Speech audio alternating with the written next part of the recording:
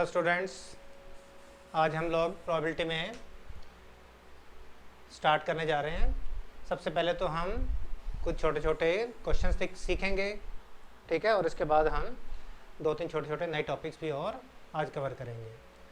तो यहाँ पर कुछ क्वेश्चन लिखे हुए हैं। सबसे पहले देखते हैं क्या दिया हुआ। देखो, लिखा है an experiment is known to be random if the results of the experiment.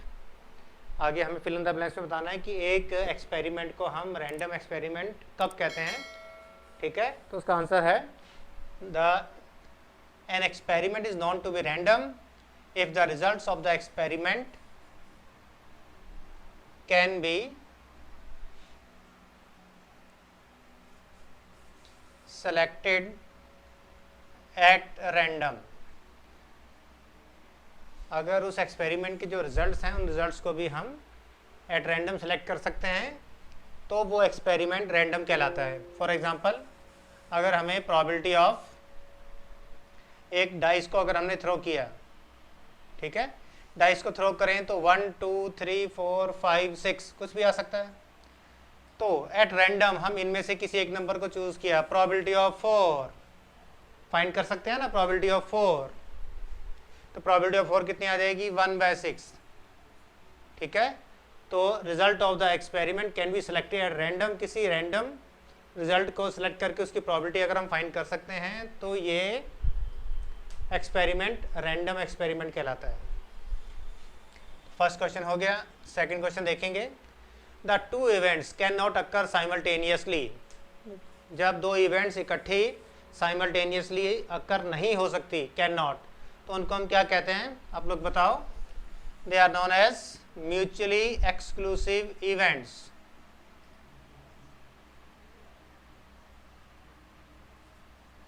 Mutually exclusive events, they are known as mutually exclusive events. अगर प्रोबेबिलिटी ऑफ ए 0 है then A is known as, तो event A को हम क्या कहेंगे जिसकी probability 0 है, natural है,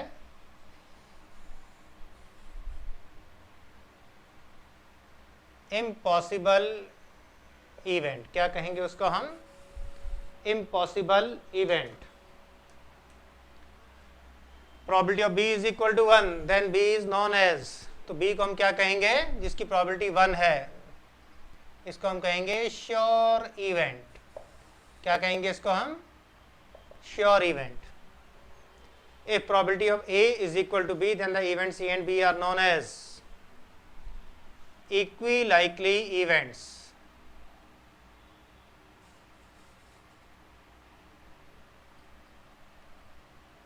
Then A and B are known as equally likely events, like here sure events. Probability of A intersection B equal to 0. 6 question देख रहे हैं हम लोग। A इंटरसेक्शन B 0 है तो बिल्कुल सेम यही आंसर है। They can not occur simultaneously, then A और B are known as mutually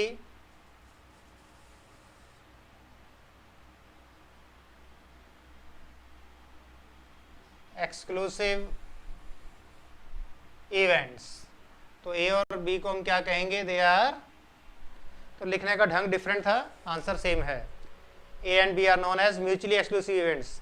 if A union B is equal to 1, या तो A हैपन होगा या B होगा, बस और कुछ नहीं होगा। Then A and B are known as exhaustive events. Then A and B are known as कौन सी events, exhaustive events.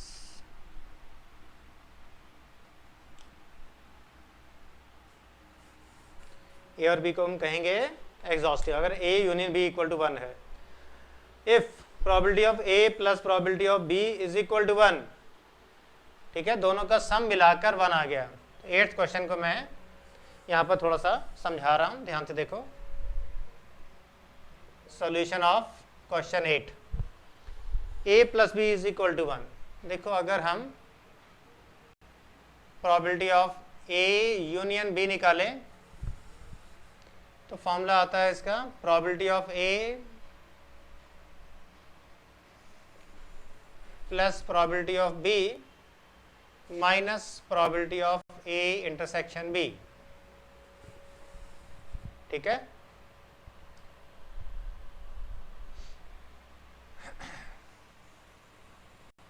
If the events are mutually exclusive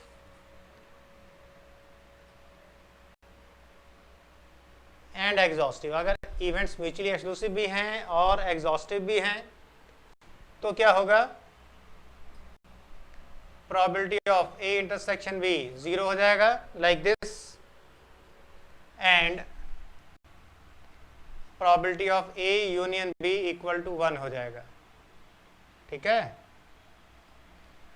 तो हम क्या कर रहे हैं, यहाँ पर ए यूनियन बी की जगह 1 पुट कर देंगे और ए और बी को ऐसे ही रहने दिया और ए इंटरसेक्शन बी की जगह 0 पुट कर दिया। तो therefore 1 is equal to probability of A plus probability of B. तो ये एक कंडीशन निकल कर आई कि अगर दो events mutually exclusive and exhaustive हैं तो उन दोनों का सम 1 के इक्वल होगा, और अगर दो इवेंट्स का सम 1 के इक्वल आ रहा है then they are known as mutually exclusive and exhaustive, then they are known as mutually exclusive and exhaustive, ठीक है। आगे देखते हैं question number 9, if A given B is equal to A then A and B are known as, ठीक है, note कर लो, इसको मिटा रहा हूं।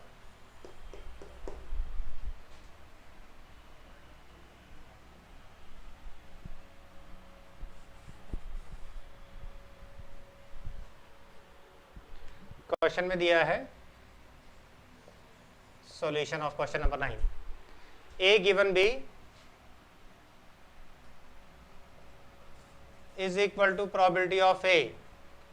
देखो हम चाहें तो इसको सॉल्व करके भी कुछ सॉल्यूशन निकाल सकते हैं, आंसर कंक्लूजन निकाल सकते हैं, या बिना सॉल्व किए भी निकाल सकते हैं। एक बार बिना सॉल्व किए आपको समझाने की कोशिश कर रहा हूँ, ध्यान से देखो कि अगर probability of A given B A के ही इक्वल है तो मतलब गिवन बी होने से कोई फर्क नहीं पड़ा, गिवन बी होने से कोई फर्क नहीं पड़ा, मतलब प्रोबेबिलिटी जो ए की प्रोबेबिलिटी है वो बी के ऊपर डिपेंड नहीं करती, क्योंकि बी के गिवन होने के बावजूद आंसर में कोई भी चेंज नहीं आया, ए के इक्वल ही है ए की प्रोबेबिलिटी, ठीक है। तो कंक्लूजन ये निकला, A and B are independent because probability of A is not dependent upon B. A की जो प्रोबेबिलिटी है वो बी के ऊपर डिपेंड नहीं कर रही है, बी गिवन होने के बावजूद भी आंसर सेम आया, इंडिपेंडेंट हो गया। या फिर एक नए ढंग से करके दिखा रहा हूं, और ए गिवन बी का हमने फॉर्मूला लगाया, पहले ऐसे लिखा हमने probability of A given B का फॉर्मूला लगाया, probability of A intersection B upon में प्रोबेबिलिटी ऑफ बी सीखा हुआ है हमने, बी को ऊपर ले गए, probability of A intersection B is equal to probability of A into probability of B. तो ये भी एक इंडिपेंडेंट इवेंट्स की कंडीशन है कि जब दो इवेंट्स इंडिपेंडेंट होती है then A intersection B equal to A into B, लिखवाया हुआ है पहले मैंने आपको, ठीक है। तो again therefore we can conclude A and B are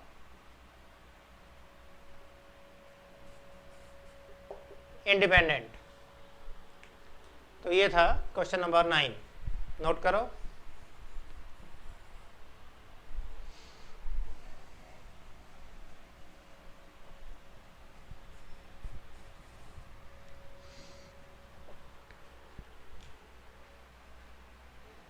nine भी हो गया, 10 देखते हैं अब।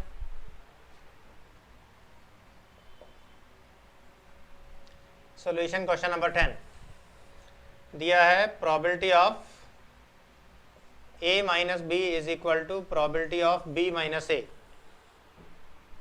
तो a माइनस बी का फॉर्मूला लगाते हैं, वो होता है probability of a minus probability of a intersection b, और इसका फॉर्मूला होता है probability of b minus probability of a intersection b।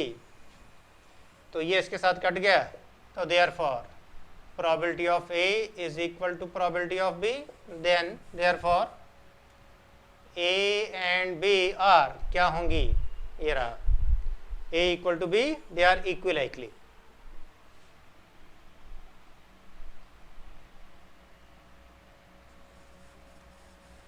then we can conclude that A and B are equilikely events। तो ये था इसका 10th क्वेश्चन, नोट करो इसे भी।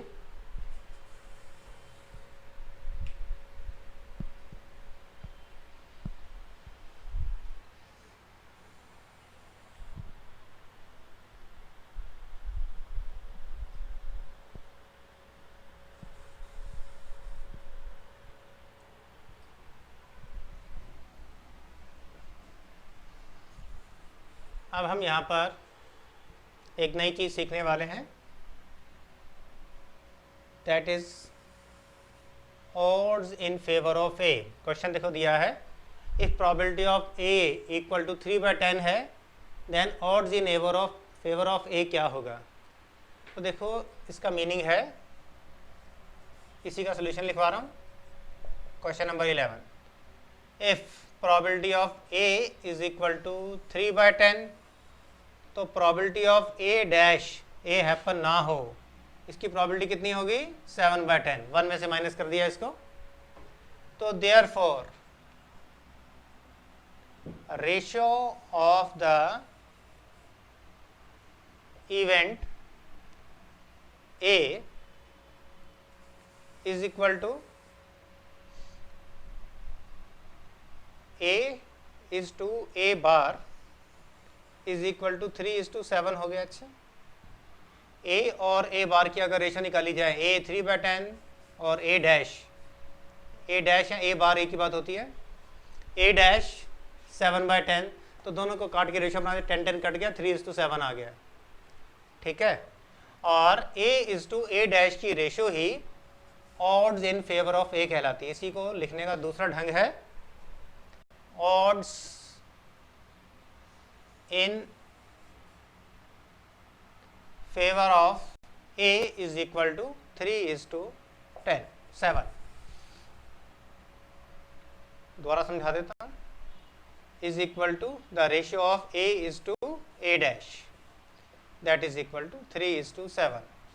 और इसी को लिखने का एक और ढंग होता है, क्वेश्चन में अभी पूछा नहीं है, किसी और क्वेश्चन में आ सकता है। This is called odds in favour, एक होता है ऑड्स अगेंस्ट, उसको हम कहते हैं ऑड्स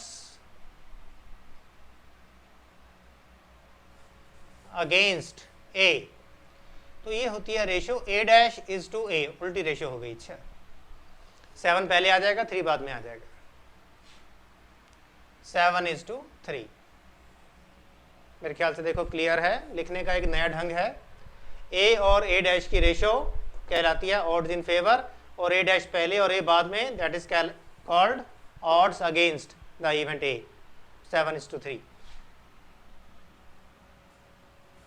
अब मैं एक नया क्वेश्चन नंबर 12 लिख रहा हूं यहां पर। If odds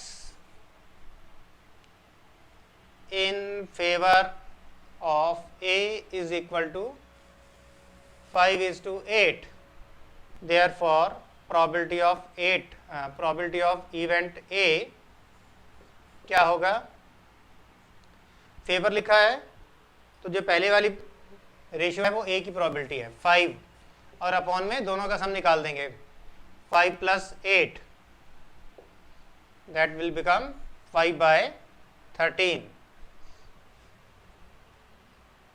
suppose question number 13 में पूछा है,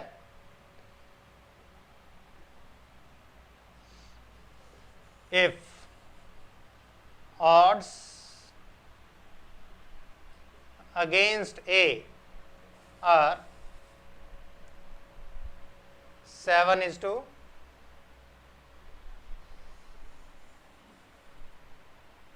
11, देन प्रोबेबिलिटी ऑफ ए कितनी होगी? अब अगेंस्ट लिखा है तो अगेंस्ट में ए की प्रोबेबिलिटी जो सेकंड वाली है वो होती है, अच्छा फेवर में पहली वाली होती है, अगेंस्ट में ये वाली, तो ए की प्रोबेबिलिटी बन जाएगी 11 अपॉन दोनों का सम 7 + 11, that will become 11 upon 18।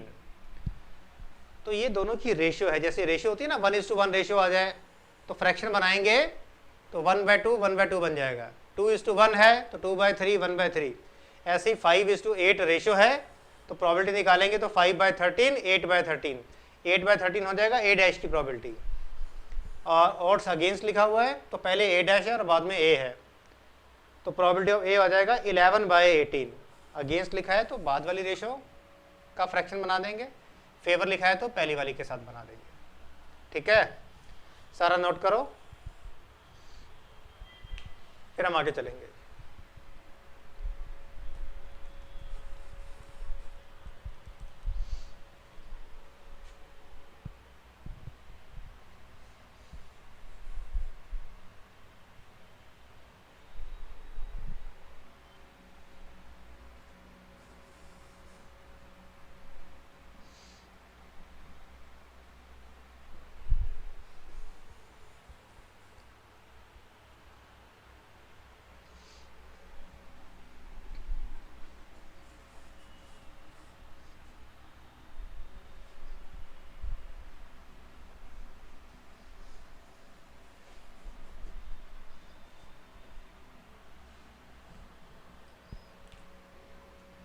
Question number 14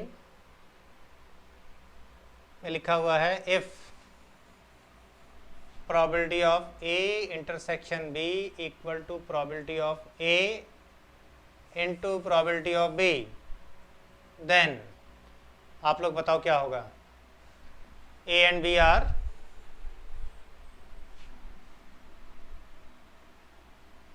कैसी इवेंट्स होंगी? Independent events. पहले भी बताया है, आज भी बताया था क्वेश्चन में, ठीक है। If A intersection B A into B, A and B are independent events. Question number 15, if probability of A intersection B is equal to,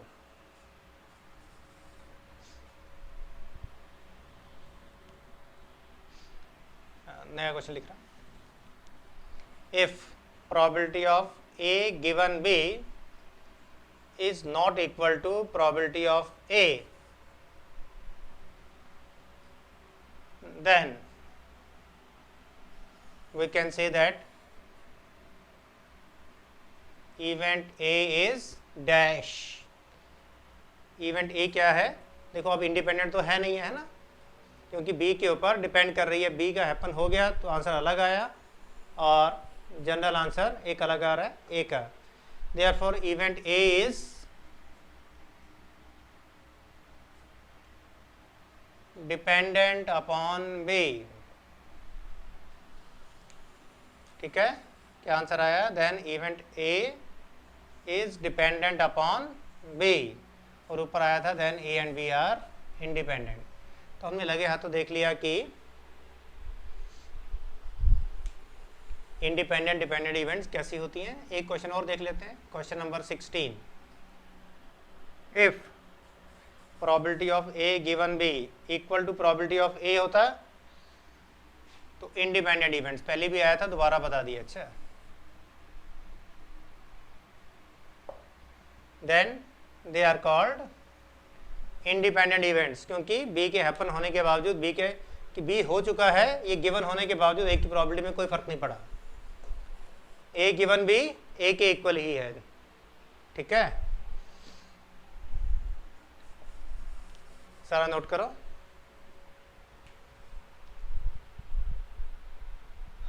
इसके बाद हम इसी में आगे एक नया टॉपिक सीखेंगे, एक्सपेक्टेड वैल्यू, ठीक है। ये क्लास हम यहीं ख़त्म कर रहे हैं, नेक्स्ट क्लास में एक्सपेक्टेड वैल्यू हम लोग सीखेंगे।